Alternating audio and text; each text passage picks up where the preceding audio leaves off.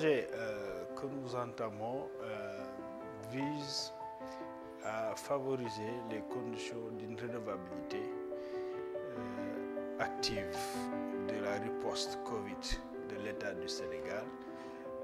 Quand on parle de redevabilité, on parle d'abord des aspects liés à la transparence dans la gouvernance de la pandémie, mais également la reddition des comptes. Donc, comment les autorités en charge d'organiser la riposte vont aussi rendre compte aux citoyens. Le Sénégal a eu un paquet, en fait, budget, sur le plan budgétaire qui correspond au quart de notre budget annuel, donc 1000 milliards de dollars. C'est le quart du budget annuel du Sénégal.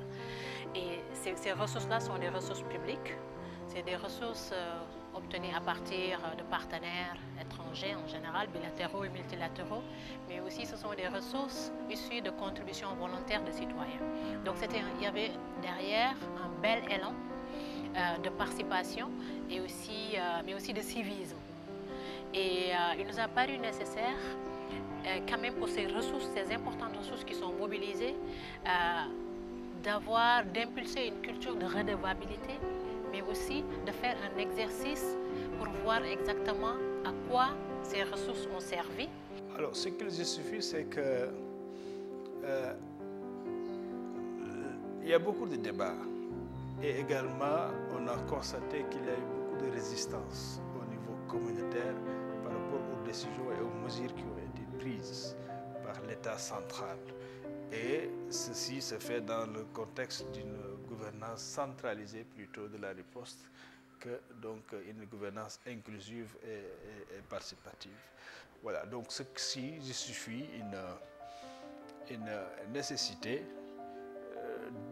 d'organiser dans une perspective purement citoyenne, donc participative, donc une redevabilité, mais basée sur une approche scientifique. Donc c'est pour ça que nous avons appuyé l'ex-Africa, justement pour mettre en œuvre ce projet qui consiste à la fois faire une étude pour voir exactement par rapport aux différents axes qui étaient définis, est-ce que ce qui a été fait correspond à ce qui était prévu, quels ont été les écueils, quels ont été les succès, quelles ont été aussi peut-être les limites. Donc nous essayons de mettre en place cet espace qui permet cet échange itératif entre ceux qui décident et ceux qui sont bénéficiaires donc, des décisions qui sont prises dans le cadre de la gestion de la pandémie à la Covid-19. Et là, nous le faisons dans une approche multidisciplinaire. D'abord, nous faisons une recherche pour avoir une compréhension scientifique d'abord de l'organisation de la riposte et de son déroulement, de son déploiement en tant que politique, donc centralisé pour le cas du Sénégal.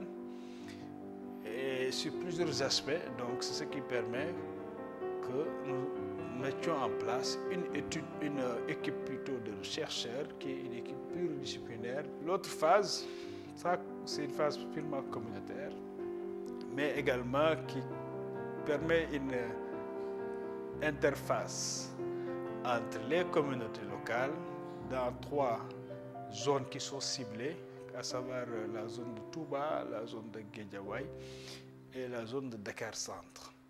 Ce n'est pas un travail de police, mais c'est un travail qui consiste à nous aider à avoir une culture de suivi et d'évaluation. Pas seulement par les politiques, par les structures publiques, mais aussi par les citoyens. Alors le message, c'est de bien faire attention à ce travail, de suivre, parce que c'est une campagne qui sera plus numérique pour s'adapter aux contraintes de la pandémie, de suivre un peu donc, le lien, la plateforme Citizen Lex qui sera utilisée pour tout simplement l'alimenter et également y recueillir des informations et de pouvoir également apprécier le rendu que l'équipe de recherche va donner pour une meilleure compréhension beaucoup plus plus scientifique donc, de ce qui nous arrive